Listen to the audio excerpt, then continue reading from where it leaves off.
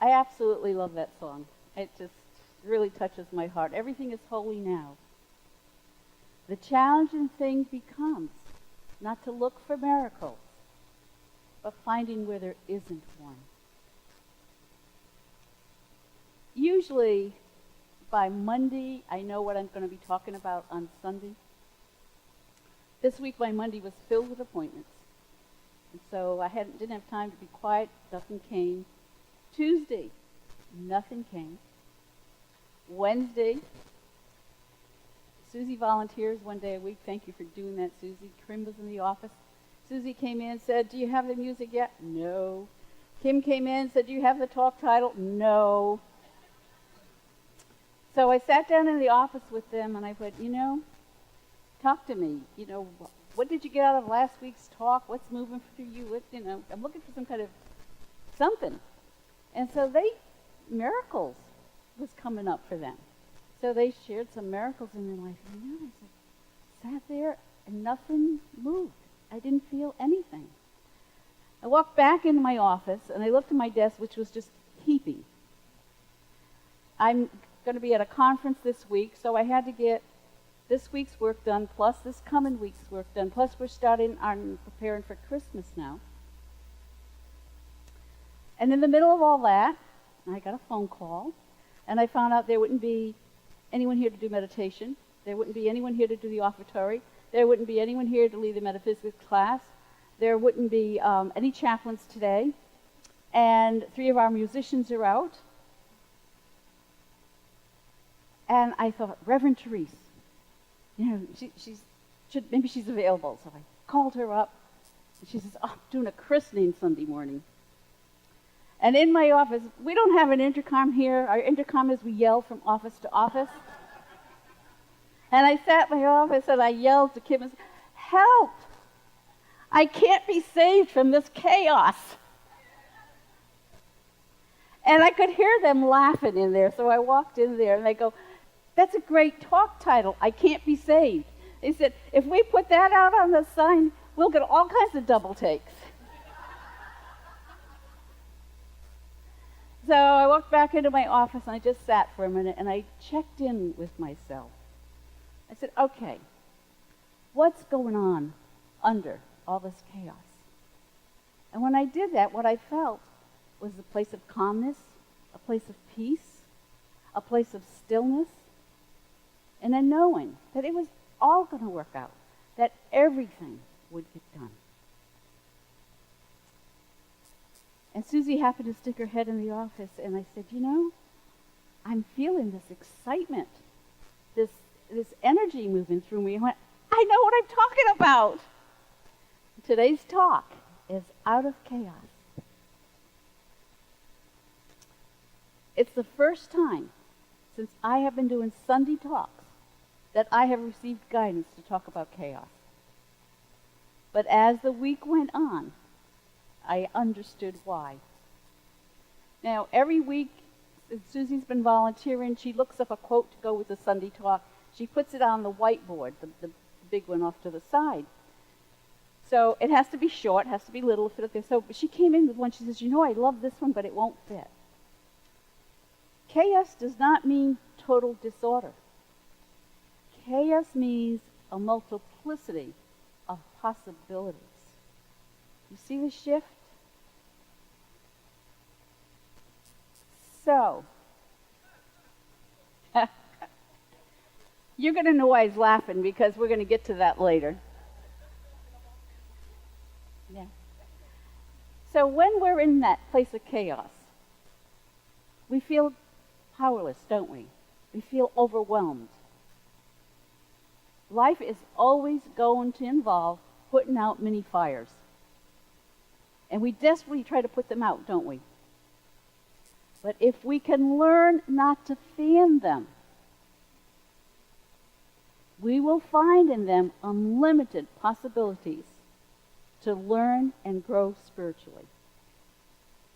So, the other thing that happened is we had to shift our board meeting around a lot this week, and it ended up being Friday night.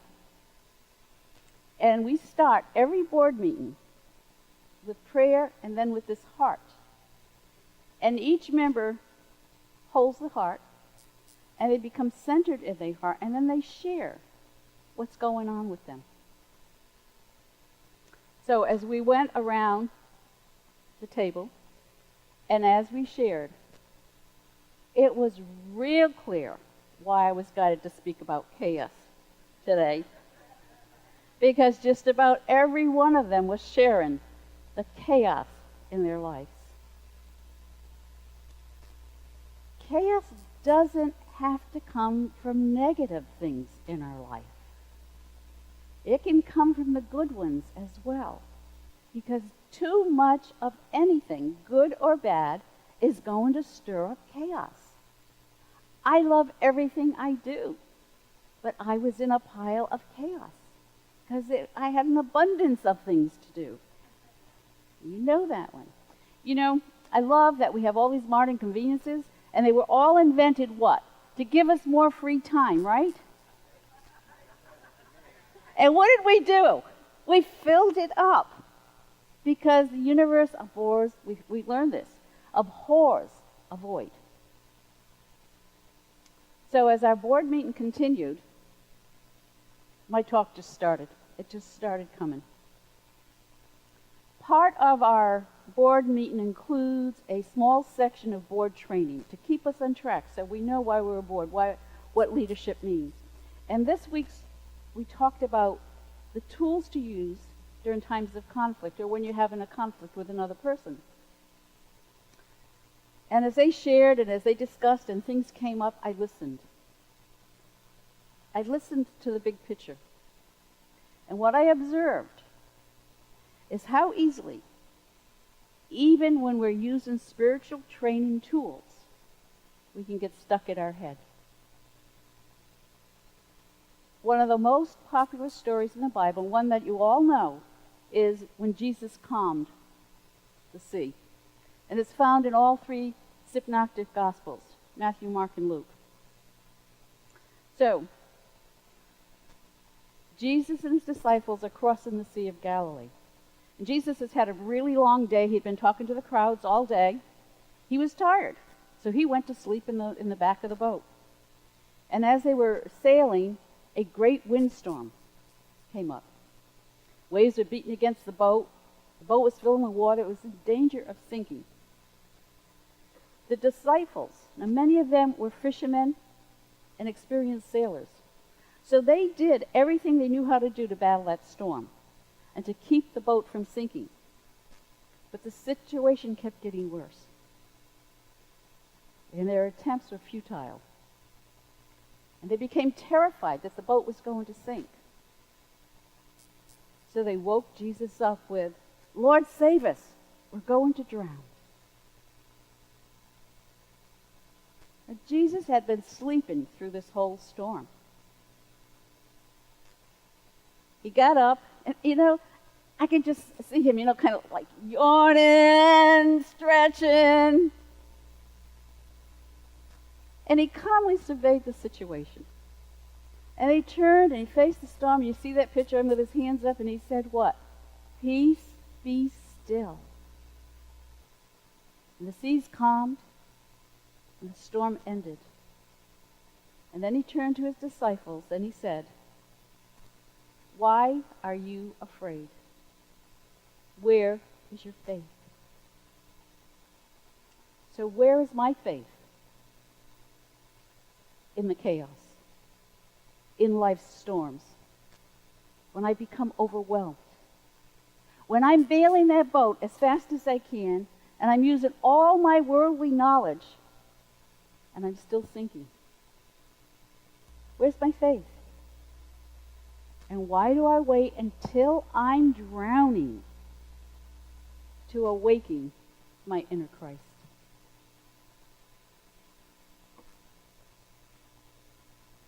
We live in Florida, and we know about storms, don't we?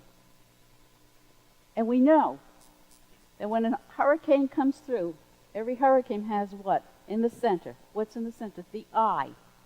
And that eye is what? It's the calm. It is. And so in the eye of the storm, in the eye of our storm, in the eye of our chaos, is a place of stillness and a place of peace. In unity, we call it our Christ self, that inner essence of our being.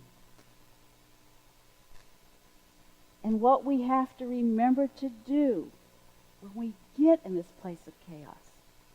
And you know, I can't tell you how many of you came into here today and went, what a week.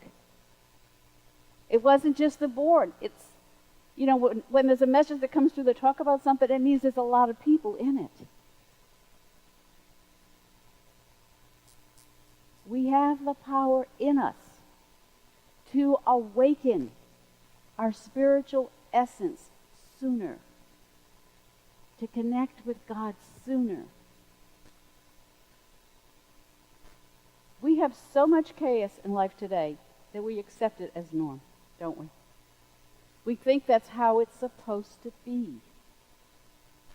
We go to work. After work, we run around doing errands, doing the groceries, appointments, social events, time with our spouse, our kids, elderly parents. And things pile up, don't they? It gets chaotic. The house needs cleaning, the laundry needs to be done, the lawn needs to be mowed, the bills need to be paid, and it goes on and on and on and on and on. And then we go to bed at night and we can't sleep because we're trying to figure out how to add more hours to the day so we can get more done. Author Joan Borsinko says, every day brings a choice to practice stress or to practice peace. Every day brings a choice to practice stress or to practice peace. So, when life isn't going according to how I've planned, when circumstances arise beyond my control, the winds are blowing, my boat, my life is being pounded by a storm, and I feel like I'm going to drown, what our mind does, like the disciples, it tries everything it can to keep us from sinking, right? That's where we go first. We go to our mind. We do everything we can to keep from sinking, but what happens? We're still sinking. Because we've forgotten that in that boat with us is the Christ. And all we have to do is wake it up. Chaos is an opportunity. It's an opportunity to learn new skills about a new way of being. So don't run from the chaos. Work with it. Learn from it. And allow it to create possibilities. Allow it to create space in your life for something new and different. So how do we do that? The first thing we do is when I'm in the middle of that chaos, to stop and ask, what's disturbing me? What's disturbing my peace? Why am I feeling like this? Why am I reacting so strongly? What is it about this that's upsetting me? Get underneath it. And you see, when I do that, when I have to stop and ask those questions, I'm kind of stepping back, aren't I? Kind of, me over here is talking to me over here. And the second thing to do is become aware of your reaction to whatever is causing the chaos. How are you reacting to the chaos? And notice it. You'll notice it in your body. Are your muscles tight? Are you clenching your jaw, your teeth? Check in with your body. Check in with your feelings, with your emotions. How are you feeling? Do you feel frustrated, angry, confused, irritated? Notice what you're thinking. Catch what you're thinking. I can't stand this. This is eating me up. It's making me sick. Because if those are my thoughts, you know what? All those things are going to happen, aren't they? Outer chaos is a mirror of inner chaos. When there's chaos in my head, there's going to be chaos in my life.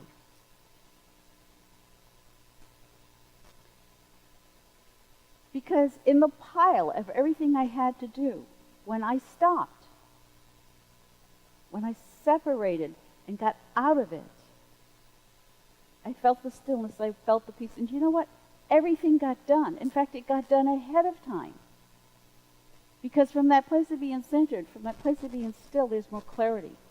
There's more ease and taking care of the things we have to take care of. I even had time to make that witch out there with Kim.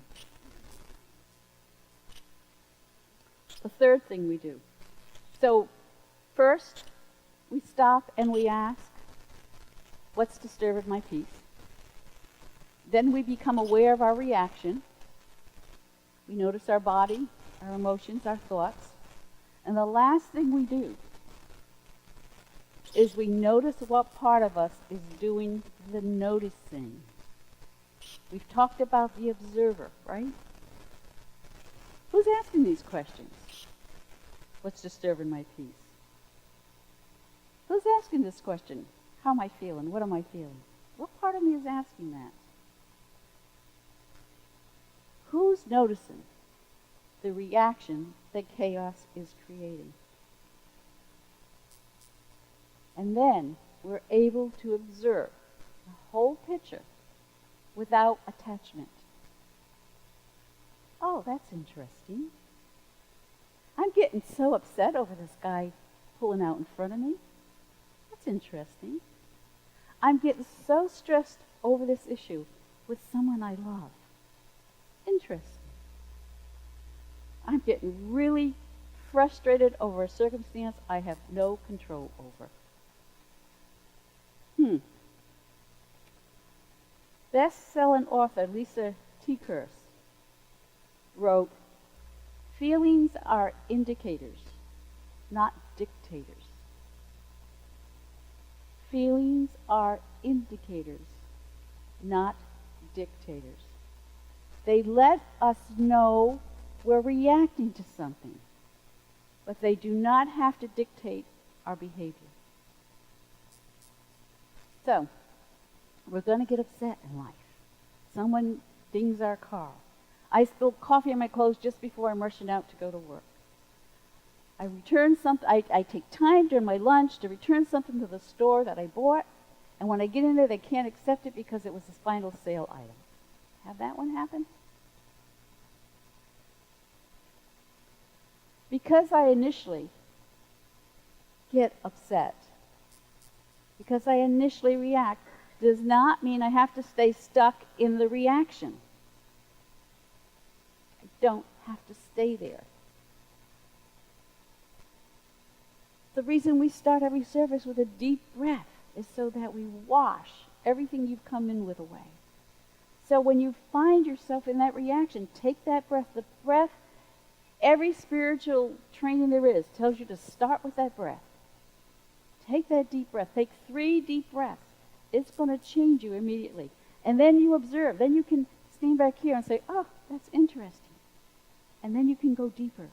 Then you can move to the center, to the core, to your eye, to that place where there is calmness, where there is peace, where you connect to spirit. Observing is not going to change the situation, but it is going to give you a higher perspective. It's going to raise you up so that you see it differently and you react less strongly. So that dent in the car, that coffee spill, not being able to return something, is not going to have the power to ruin your day. And I know all of you have had something this week that may still be sitting there. And so now you have the opportunity to raise up above it, release its power over you. If you turn the news on today, it's filled with chaos. We've got ISIS, we've got the Ebola virus, we've got the St. Louis shootings, and we've even got the place that you guys used to retreat to, the NFL is even in chaos.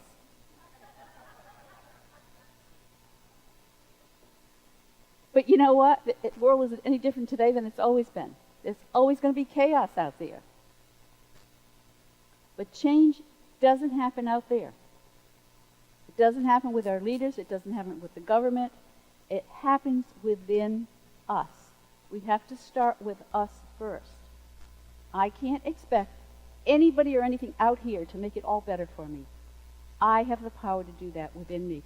What is it Gandhi said? Be the change you wish to see. It has to start with me. So if I want less chaos and more peace in this world, I have to start creating more peace in my life. Author, international speaker Gerald Jampolsky writes this: each of us can make a difference when we teach love and not fear. When we put an end to the indifference, when we let go of selfish needs, when we spend each day showing each other the way. As we went through our board meeting and went through these conflict tools, and everyone had different ideas about them. And there's great words to use when you're in conflict, you know. But the main thing is, there can be no conflict if I am in a place of love, if I am centered within the Christ. I don't have to know special words. I don't have to know special tools. All I have to know when I look at you is that within you is the essence of God. And in the conflict, if I can stop and remember that, everything calms down. The storm eases. So this week, if you feel like you're drowning, if you feel like your boat is sinking in a sea of chaos, you're going to awaken your inner Christ, and you're going to use as your mantra, peace, be still. Say it with me. Peace, be still. 2 more times. Peace, be still. Peace, be still. And then notice how out of chaos, everything becomes holy. God bless you.